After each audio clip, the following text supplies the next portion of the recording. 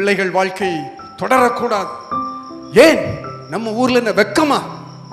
வெக்கமா? நான் யாராவது இங்க பாவியே இல்லைன்னு சொல்றவங்க எளிமையில் இல்லைங்க, எளிமையில் இல்லைங்க. யாராவது உண்டா? கிடையாது. அவருடைய நீதியினால் நம்மை நீதிமானாக்கினார். நன்றாக உணர்ந்து கொள்ளுங்கள். என்ன வெக்கம் நமக்கு? இன்னைக்கு நம்மளை கொச்சப்படுத்துவான், கனவீனப்படுத்துவான். அவனுக்காகவும் அவன் இயேசுவை அறிந்து கொள்வதற்காகவும் ஆண்டவர் உங்களையும் என்னையும் நியமித்து இருக்கிறார். அல்லேலூயா. இதை நாம் உணர்ந்து கொண்டவர்களாக இருக்கிறோம். அதான் நான் சொன்னேன், 1 தீமோத்தேயுல 2வது அதிகாரத்தில் உள்ள ஜெபம். ஜெபம் உங்கள் தனிப்பட்ட ஜெபம். நான் பெரிய குரூப்ல போய் ஜெபம் பண்றதுக்கு நான் ரொம்ப பெரிய ஒரு ஃபேன் கிடையாது. தனிப்பட்ட ஜெபம் 10 நிமிஷம் ஆனாலும் சரி, 20 நிமிஷம் ஆனாலும் சரி. இன்னைக்கு நமக்கு சோம்பேறித்தனம் எல்லாத்துலேயும். சரி, டைம் இல்லாதனால நான் இதோடி விட்டுறேன், 2வது காரியங்கள் போறேன். ஆனா இந்த மாதிரி பாருங்க, ஐஸ்வர்யத்தை நாம் ஆண்டவரிடத்தில் நாம் சேர்த்து வைக்கும் பொழுது, வசனத்தின் மூலமாக நாம் சேர்த்து வைக்கும் பொழுது, அங்கே திருடன் கன்னமிட்டு திருடுவதில்லை, பூச்சியோ புழுவோ அதை அரிப்பதில்லை, இல்லையா? ஆனா இங்க பணக்காரன்னு சொன்னா பின்னால ஒரு கூட்டமும் வரும். எப்படி? உங்க பணத்தை திங்குறதுக்கு. ஆனால் அநித்தியமான உலகத்தில் வாழுகிற நாம் அநித்தியமான இந்த பணத்தை சேர்த்து வைத்து கர்த்தருக்காக ஆத்துமாக்களை ஆதாயம் செய்வோம். அல்லேலூயா. அன்னைக்கு உங்களை ஆண்டவர் பார்த்து சொல்லுவார், well done, well done my son, well done my daughter. நான் உன்னில் சந்தோஷப்படுகிறேன். உன் பணத்தை நீ எப்படியாவது கொடுத்தாவது 10 ஆத்துமாவை நீ ரட்சித்தாய். அந்த 10 ஒரு 10 லட்சமா 50 லட்சமா இருந்தா ஒரு பிளைன் வாங்கிடணும். ஆண்டவர் என்னை ஆசீர்வதித்தார். எந்த ஆண்டவர்? எந்த ஆண்டவர் நமக்கு தெரியல. பிளைன் வாங்கி கொடுத்தாரு, ஆடி கார் வாங்கி கொடுத்தாரு, தூதன் வந்து என்னை எழுப்பி விட்டு கார் வாங்கி கொடுத்தாரு. எந்த ஆண்டவர்னு தெரியல. நான் கிண்டலுக்கு சொல்லல. மனக்கண்களை, அவர்களுக்கு மனக்கண்களை சாத்தானால் மயக்கி வைத்திருக்கிற அவர்களுடைய மனக்கண்களும் துறக்கப்பட வேண்டும். அல்லேலூயா. ஊழியக்காரன் மேல இருந்து அவர் விழுந்துட்டான்னு சொல்லாங்க. இன்னைக்கு ஆப்பிரிக்கால என்ன தெரியுமா பண்றான்? ஹலோ ஜீசஸ் போன் பேசுறாங்க. யார்கிட்ட சொல்லுங்க? ஜீசஸ் கிட்ட. மக்களை என்ன முட்டாளாக்கி வச்சிருக்காங்க பாருங்க. படித்தவர்கள், பணம் படைத்தவர்கள். என்ன ஆகி போச்சு? நேத்து தம்பி ரோமன்ல சொன்னாங்க இல்லையா, மிஷனரி சொன்னாங்க இல்லையா, ரோமன் 1வது அதிகாரத்துல நம்ம மைண்ட் எல்லாம் செடியூஸ் ஆகி போச்சு பாருங்க. அதனால ஐஸ்வர்யவத்தை ஆண்டவரிடத்தில் சேர்த்து வைப்போமானால் நிச்சயமாக கர்த்தர் நம்முடைய குடும்பத்தையும் எந்த சிறையிருப்புகளையும் அவர் மாற்ற வல்லவர் என்று நான் விசுவாசிக்கிறேன். 2வதாக லூக்கா எழுதின புத்தகத்திலே 8வது அதிகாரம் 16வது வசனத்திலே விளக்கை குறித்து ஒரு காரியம் சொல்லப்பட்டுள்ள. தொடக்கத்தை மாத்திரம் யாராவது படிக்கலாம். ஒருவனும் விளக்கை கொளுத்தி அதை பாத்திரத்தினாலே மூடவும் மாட்டான். போதும். ஒருவனும் விளக்கை கொளுத்தி பாத்திரத்திலையும் மூட மாட்டான். இந்த பாத்திரம் எதை குறிக்கிறது என்றால் நம்முடைய அபிஷேகத்தை குறிக்கிறது. சங்கீதம் 23வது அதிகாரம் 5வது வசனத்தை படித்து பார்த்தீர்களானால், நீர் என் தலையை அபிஷேகம், என் சத்துருக்களுக்கு முன்பாக ஒரு பந்தியை ஏற்படுத்தி என் தலையை அபிஷேகம் பண்ணி எண்ணெயினால் என்று சொல்லப்படும். என் பாத்திரம் நிரம்பி வழிகிறது. நம்ம நிரம்பி வழிய விட மாட்டேங்கிறோம்.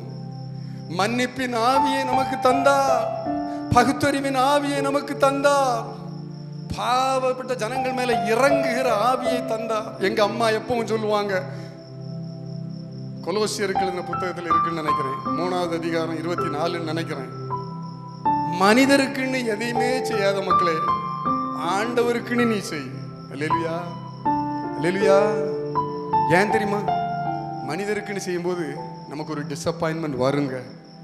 ஆனா நீங்க யோசிச்சு பாருங்க, ஆண்டவராகிய இயேசு கிறிஸ்து உலகத்தில் இருந்த நேரத்தில் அவர்கிட்ட போய் அவர்கிட்டே கேள்வி கேட்க துணிஞ்ச இந்த ஜனங்கள் உங்களையும் என்னையும் விடுவாங்களா?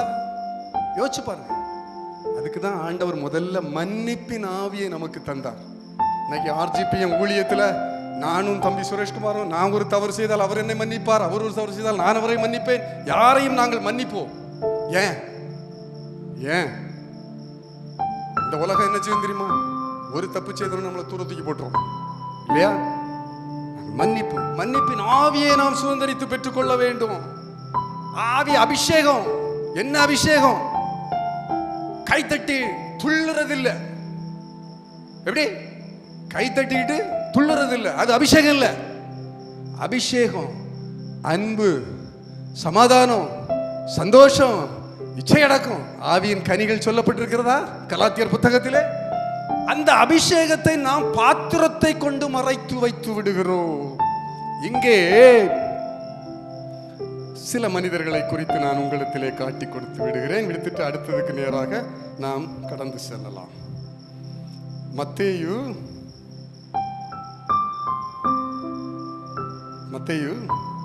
25வது அதிகாரம். மத்தேயு 25வது அதிகாரம். நானே சொல்கிறேன், படிக்கண்டாம். 25வது அதிகாரத்திலே ஆண்டவர் இங்கே சொல்லுகிறார். 14வது வசனத்திலிருந்து பார்த்து கொள்ளுங்கள்.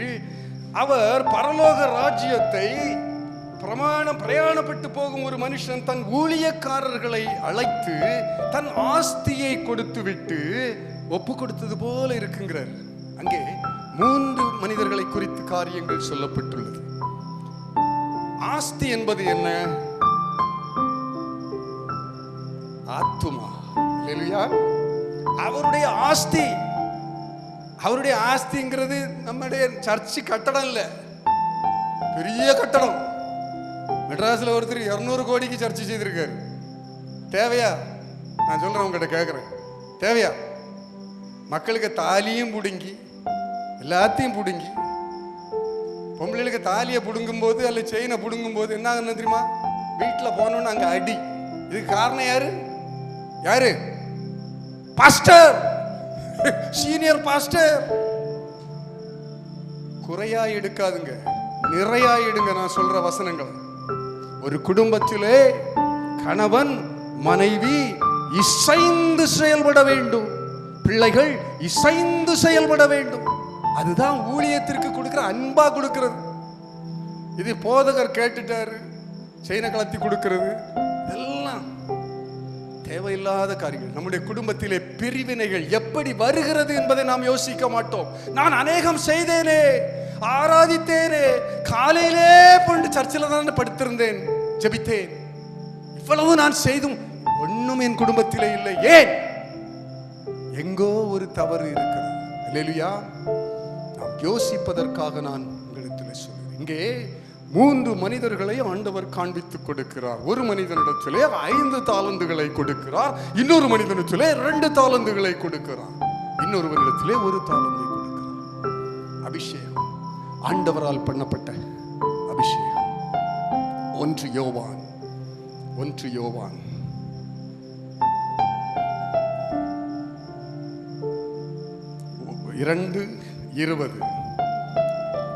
1 யோவான் 2:20. நீங்கள் பரிசுத்தராலே அபிஷேகம் பெற்று சகலத்தையும் அறிந்திருக்கிறீர்கள். அல்லேலூயா. நீங்கள் பரிசுத்தராலே அபிஷேகம் பெற்றவர்கள். அபிஷேகத்தை தேடி போக வேண்டாம். உங்களுக்குள்ளே இருக்கிற அபிஷேகத்தை பரிசுத்த ஆவியானவரிடத்தில் கேட்டுக்கொண்டு ஆண்டவர் ராஜஸ்தானுக்கு போக சொல்றாரா? போங்க. பீகாருக்கு போக சொல்றாரா? போங்க. ஆனா ஒண்ணு மட்டும் நான் சொல்றேன், கேட்டுடுங்க. இங்கே இருந்துகிட்டு 5000 ரூபா கொடுக்குறேன், 10,000 ரூபா கொடுக்குறேன்னு மட்டும் சொல்லாதுங்க, தயவு செய்து. கொடுத்தீங்கன்னா சந்தர்ப்பத்தை பாருங்கள், மிஷனரி ஊழியங்களை சென்று பாருங்கள். ஒருவேளை அவ்வளவு தூரம் என்னால் செல்ல முடியாது என்றால் தமிழ்நாட்டுக்குள்ளே உண்டே RGPM மாத்திரமல்ல, கர்த்தருடைய ஊழியங்கள், கர்த்தருடைய தாசர்கள், உண்மையை உத்தமத்தோடு செய்கிறவர்கள் அநேகர் இருக்கிறார்கள். அவர்களை கண்டுகொள்வதற்கு உங்களுக்கு பகுத்தறிவு வேண்டும். இன்னைக்கு அது இல்லாததுனால தான் எல்லாம் நிலைமைகளும் மாறிட்டு, நிலைமைகளே மாறிட்டு. ஏன் நமக்கு பகுத்தறிவில்லை? இங்கே 5 தாலந்துகளை கொடுத்தவன் அவன் அப்படியே போனான். பவுல் சொன்னது மாதிரி, it is my ambition to proclaim the gospel where Christ is not preached. Hallelujah. Rajasthan மாநிலத்தில், பீகார் மாநிலத்தில், குஜராத் மாநிலத்தில் கிறிஸ்து அறியப்படவில்லை.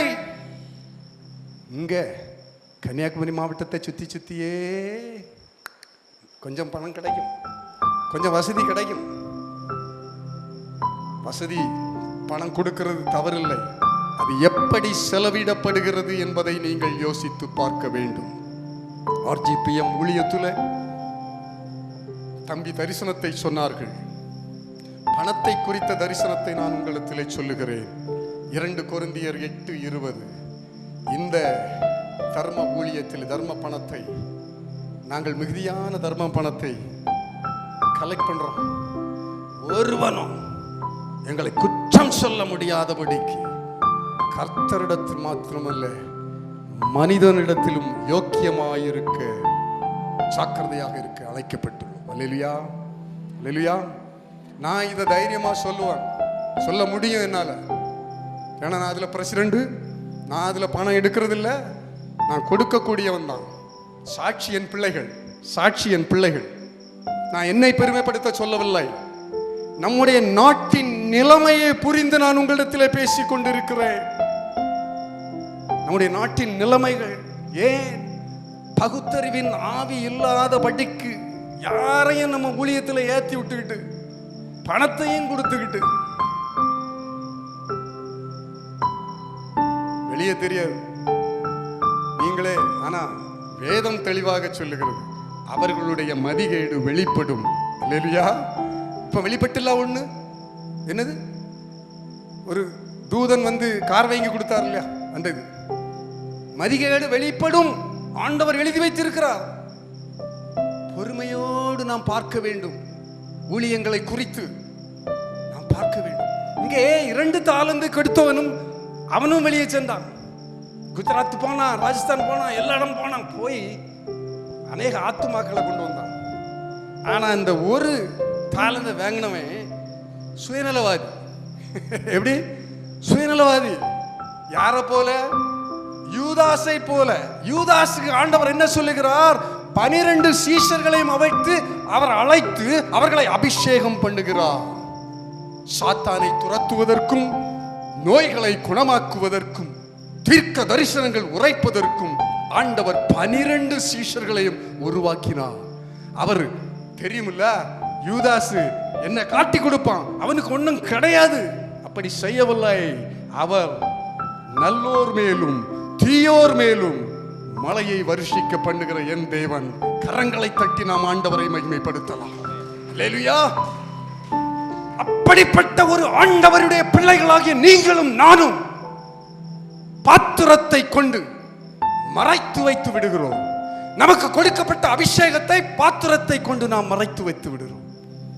கொஞ்ச நாள் போகும், பணம் சம்பாதிச்சிருவோம், எல்லா வீடு வசதி எல்லாம் வந்துடும். நடக்க முடியாது, நடக்க முடியாது. படுக்க ஜெபம் பண்ண முடியாது. படுக்க சூழ்நிலைகள் எல்லா மனிதனுக்கும் உண்டு. எந்த நேரமும் மரணம் வரலாம். அதற்கு ஆயத்தப்பட்டு கர்த்தரை நம்பி இருக்கிற மனிதன் பாக்கியவான். அல்லேலூயா, அல்லேலூயா. 8:16. ஒருவனும் விளக்கை கொளுத்தி அதை ஒரு பாத்திரத்தினாலே மூடவும் மாட்டான். அது முடிஞ்சு அடுத்தது, கட்டிலின் கீழே வைக்கவும் மாட்டான். போதும். கட்டிலின் கீழேயும் வைக்க மாட்டான். கட்டில் எதை குடிக்கிறது தெரியுமா? சோம்பேறித்தனம். சோம்பேறித்தனம். சோம்பேறித்தனத்தை நீங்க பார்த்தீங்கன்னா ஒரு அநேக வசனங்கள் சோம்பேறித்தனத்தை குறித்து சொல்லப்பட்டுள்ளது நீதிமொழிகளின் புத்தகத்தில். அங்கே ஒரு வசனம் சொல்லப்பட்டுள்ளது. நீதிமொழிகள் 20வது அதிகாரம் 4வது வசனத்திலே சொல்லப்பட்டுள்ளது, சோம்பேறி குளிர்கிறதுன்னு சொல்லி உளமாட்டான் என்று சொல்லப்பட்டுள்ளது. அதானே? சோம்பேறி குளிரதுன்னு சொல்லி உளமாட்டானா. ஆண்டவர் நீங்கள் மாமிசத்திற்குரிய அர்த்தத்திலும் ஆவிக்குரிய அர்த்தத்திலும் அதை இணைத்து பார்க்கும் பொழுது அங்கே சொல்லப்பட்டுள்ளது, அறுப்பு நாட்களிலே அவன் பிச்சை கேட்டால் கூட அவனுக்கு ஒன்றும் கிடையாது. அல்லேலூயா. சோம்பேறித்தனமான ஊழியக்காரன் ஜெபிக்க மாட்டான், ஒரு காரியத்தை குறித்து கர்த்தரிடத்தில் விண்ணப்பிக்க மாட்டான், ஆனா ஊழியம் பண்ணணும். எப்படி ஊழியம் பண்ணணும்? எல்லாத்துக்கும் முன்னாலே போய் காணிச்சுக்கணும், நானும் ஒருத்தன் இருக்கேன். பாத்தீங்களா, குளிர்துன்னு சொல்லி விழமாட்டான்னு ஆண்டவர் சொல்லியிருக்கிறார். இப்படிப்பட்டவனை குறித்து என்ன சொல்லப்பட்டிருக்கு தெரியுமா? ஊழியக்காரனை குறித்து, பற்களுக்கு காடியும் கண்களுக்கு புகையும் போல அவன் தன்னை அனுப்பினவருக்கு இருக்கிறான் என்று வேதம் சொல்லுகிறது. அந்த வசனத்தை நாம் எடுத்து ஒருவர் படிக்கலாம். 10:26 நினைக்கிறேன், நீதிமொழிகளை பாருங்க. பற்களுக்கு காடியும் கண்களுக்கு புகையும் எப்படி இருக்கிறதோ அப்படியே சோம்பேறியும் தன்னை அனுப்பினவர்களுக்கு இருக்கிறார். பாருங்க, மாமிசத்திற்குரிய அர்த்தத்தில் நீங்கள் எடுத்து பார்த்தாலும் ஒரு எஜமானுக்கு நீங்கள் வேலை செய்தீர்கள், ஆனால் இப்படிப்பட்ட ஒரு சோம்பேறித்தனம் உள்ள ஒரு ஊழியக்காரன் அவன் எப்படி தன் எஜமானுக்கு பணத்தை உண்டாக்குவான்? யோசித்து பாருங்கள். அதை போலவே தான் ஆவிக்குரிய எஜமானாகிய கர்த்தர் அநேகரை நம்மை இன்று தேர்ந்தெடுத்து ஊழியத்திற்கு புறப்படுங்கள் என்று சொல்லி நம்மை அனுப்பி இருக்கிறார். ஆனால் நாமோ கட்டிலின் கீழே மறைத்து வைத்து விடுகிறோம், கட்டிலை கொண்டு மறைத்து வைத்து விடுகிறோம். சோம்பேறித்தனம் நம்முடைய வாழ்க்கையிலே அநேக காரியங்கள் நீதிமொழிகளின் புத்தகத்திலே படிக்கலாம். எறும்பின் இடத்தில் இருந்து படித்துக் கொள்ளுங்கள் சோம்பேறித்தனம். இந்த பாருங்க, 10 நாட்களுக்கு முன்பதாக மிஷனரி சுரேஷ்குமார் அவர்கள், ஒரு மாதத்திற்கு முன்பாக நினைக்கிறேன், என்கிட்ட கேட்டார், அண்ணே மே மாசத்துல ஒரு 35 ஊழியக்காரர்களை ட்ரெயின் பண்ணணும்னே, அவர்களுக்கு ட்ரைனிங் கொடுக்கணும்னே அப்படி சொன்னார். அண்ணன் வருவீங்களா? சந்தோஷமாக நான் வரேன், ஆனா பயங்கர சூடா இருக்கணும்னார். நீங்க எல்லாம் இருக்கிறீங்க, நான் ஏமாத்திரம். அல்லேலூயா. எல்லாரும் இருக்கிறீங்க. நான் வந்து அவருக்கு வீட்டில் நான் தங்கியிருந்தேன். வீட்டில் ஒரு ஏசி ஒரு ஆன்டி வாங்கி கொடுத்தாங்க. நான் சொல்றேன், புரிஞ்சுடுங்க. இவர் கேட்டு வாங்கல, ஒரு ஆன்டி வாங்கி கொடுத்தாங்க ஒரு ஏசி. அந்த ஏசியை போட்ட பிறகு கூட எங்களுக்கு உறக்கம் வரல. இல்லையா? சூடு 50 டிகிரி சூடு. நான் முதல்ல சொன்னேன், எங்க ஊழியம்தான் பெருமைப்படுத்த நாங்க வரல. என்ன தியாகம் நாம் செய்கிறோம்? என் பிள்ளைகள் வருங்காலத்திலே கர்த்தரை அறிந்து கொள்ள வேண்டும், கர்த்தருக்காக ஊழியம் செய்ய வேண்டும் என்ற ஆவல் உங்களுக்குள் உண்டு. அதற்காக நீங்கள் என்ன விலை கிரயம் செலுத்தினீர்கள்? உங்களையே நீங்கள் யோசித்து பாருங்கள். என்ன விலை கிரயம் செய்தீர்கள் நீங்கள்? நான் பணம் நிறைய கிடைக்குதுன்னு சொன்னா ஞாயிற்றுக்கிழமை எல்லாம் ஒர்க் பண்ணுவேன் அமெரிக்காவில் முந்தி. ஏன்னா 10,000 ரூபா சம்பளம்னா 20,000 ரூபா அன்னைக்கு ஞாயிற்றுக்கிழமை. ஏன்னா எல்லாரும் வரமாட்டான், எவனும் கொண்டாட்டி பிள்ளைகளோடு இருப்பான். அதனால கூப்பிடுவாங்க வேலைக்கு. தொடக்க காலங்களில் நானும் அப்படிதான் இருந்தேன். ஆனால் என் ஆண்டவரோடு நான் இடைப்பட்டு வாழ்ந்து கொண்டிருக்கிற காலங்களிலே அவர் பரிசுத்த ஆவியினால் எனக்கு கொடுத்த கன்விக்ஷன்ஸ் என்று சொல்லுவேன். தமிழ்ல என்னது? உணர்வு. அப்புறம் நான் வேலை பார்க்க மாட்டேன். நீ எத்தனை கோடியை தந்தாலும் நான் அங்க வரமாட்டேன். எத்தனை கோடியை தந்தாலும் நான் வரமாட்டேன். நீங்க என்ன விலைக்கரையும் செய்கிறீர்கள்? பணத்துல சிலவங்க விலைக்கரையும் செய்யலாம், தன்னுடைய நேரத்தில் விளக்கரையும் நாம் செய்யலாம், நம்முடைய ஜெபத்திலே விலைக்கரையும் செய்யலாம். சோம்பேறித்தனம் இல்லாதபடிக்கு நாம் ஊழியங்களுக்கு சென்று விலைக்கரையும் செய்யலாம். என்ன விலைக்கரையும் செய்தீர்கள்? கர்த்தர் உங்களிடத்தில் கேட்பார். ஒரு காலத்துல நாமளும் எல்லாரும் அங்க போறோம். ஒருவேளை உங்க மனசுக்குள்ள ஒரு சஞ்சலம் இருக்கலாம், என் பிள்ளைகள் ஆண்டவரே ரட்சிக்கப்படவில்லை, என் பிள்ளைகள் நான் சமாதானம் இல்லாமல் மரித்து போனேன், ஆனாலும் நான் பரலோகத்திற்கு வருகிறேன் என்கிற ஒரு சந்தோஷம் உண்டு உங்களிடத்தில். ஆனால் நீங்கள் கேட்கலாம், ஆண்டவர் கேட்டார் என்றால் நீங்கள் என்ன பதில் சொல்லுவீர்கள்? எனக்காக என் ஆஸ்திகளை நான் இந்த இடத்திலே விட்டு வந்தேனே, பிரயாணப்பட்டு நான் போனேனே, திரும்பி வரும் பொழுது அவர் கேட்கும் கேள்வி, என்னுடைய ஆஸ்திகளை நீங்கள் என்ன செய்தீர்கள்? அநேக காரியங்களில் மக்கள் செய்கிற காரியங்கள் நமக்கு கோபத்தை கொண்டு வரும். நானும் அப்படித்தான். என்னை குறித்து அறிந்தவர்கள் என்ன சொல்லுவாங்க தெரியுமா? தமிழ்ல யாருக்காவது தெரியுமா? மிலேச்சன் அப்படின்னா தெரியுமா? மிலேச்சன்னா என்ன? கோபக்காரன். என்னை குறித்து அறிந்தவர்கள் இப்படித்தான் என்னை அறிந்திருக்கிறார்கள். ஆனால் எல்லாவற்றையும் ஆண்டவர் மாற்றி அவருடைய அபிஷேகத்தினால் நிரப்பி அவருடைய கிருபையினால் நடத்தி ஒரு நல்ல ஊழியத்தை தம்பி சுரேஷோடு இணைந்து செய்வதற்கு ஆண்டவர் செய்த அற்புதங்கள் எத்தனை எத்தனை. அல்லேலூயா. உங்கள் வாழ்க்கையிலும் நீங்கள் யோசித்து பாருங்கள், நான் என்ன விலக்கிரயம் செய்ய போகிறேன்? ஆண்டவரே, நாட்கள் குறைவாக உள்ளதே, நான் இனிமேல் என்ன செய்ய முடியும்? எல்லாமே என் தலைக்கு மேல சென்று விட்டது, மூக்குக்கு மேல சென்றாச்சு, மூச்சு விட முடியவில்லை.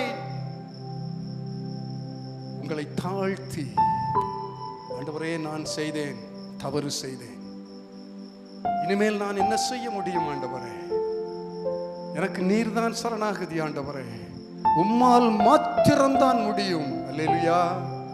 என் பிள்ளை வழிமாறி சென்று விட்டது, என் பிள்ளை கர்த்தரிடத்திலிருந்து பிரிந்து சென்று விட்டது.